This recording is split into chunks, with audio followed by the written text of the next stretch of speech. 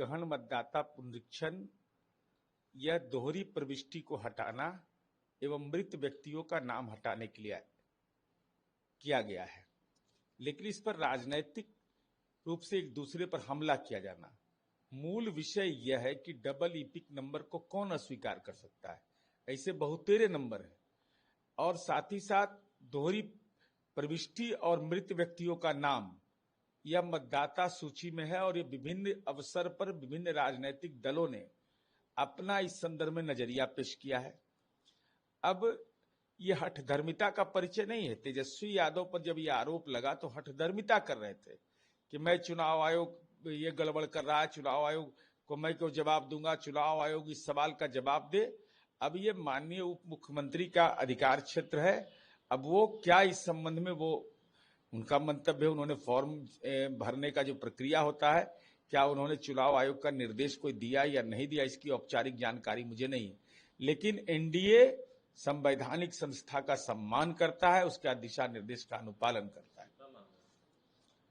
अब इस्तीफा का आधार अगर यह माना जाए तो स्वाभाविक रूप से तेजस्वी यादव तो पहले उसके जद में आ गए, तो आपको तो मानक स्थापित करना चाहिए था। अरे 420 के आरोप पर नहीं दीजिएगा इस्तीफा, मनी लॉन्ड्रिंग एक्ट के नाम पर नहीं दीजिएगा, कोर्ट में पेशी होगा तब नहीं दीजिएगा। तो डबल ईपिक नंबर पर इस्तीफा देकर के मिसाल कायम करते कि भाई हम SIR के सवाल पर, और आपने यह भी कहा था कि हम वोट बहिष्कार का भी सोच सकते हैं, लेकिन अब तो उम्मीदवार खोजो यात्रा में लगे हुए हैं।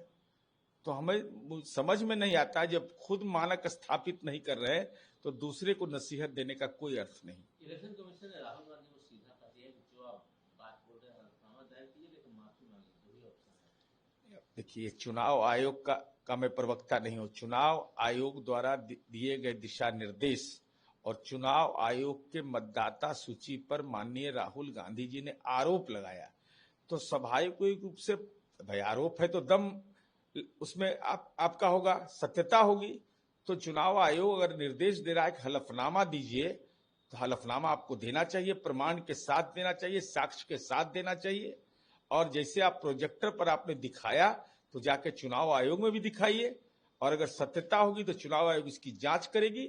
नहीं तो संवैधानिक संस्थाओं के प्रति राजनैतिक दृष्टिकोण अपनाना यह कहीं भी कांग्रेस पार्टी की परंपरा नहीं रही, लेकिन कांग्रेस नए परंपरा के दौर में है कि संवैधानिक संस्थाओं का भी अपमान करती है।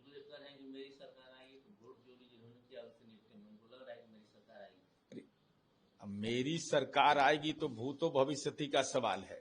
सवाल आज है कि चुनाव आयोग पर आपने गलत मतदाता सूची पर चुनाव कराने का आरोप लगाया है, तो आज हलफनामा दायर करना है। ये 2029 में नहीं करना है, आज दायर करने में क्या परेशानी है। सच को आज किस बात का। हमको तो यार राहुल गांधी जी को हिम्मत करना चाहिए।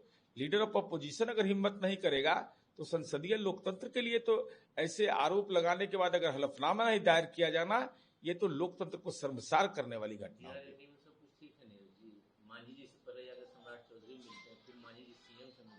देखिए, राष्ट्रीय जनतांत्रिक गठबंधन के घटक दल में ये आपसी सहमति है, कोई दरार नहीं है, करार है।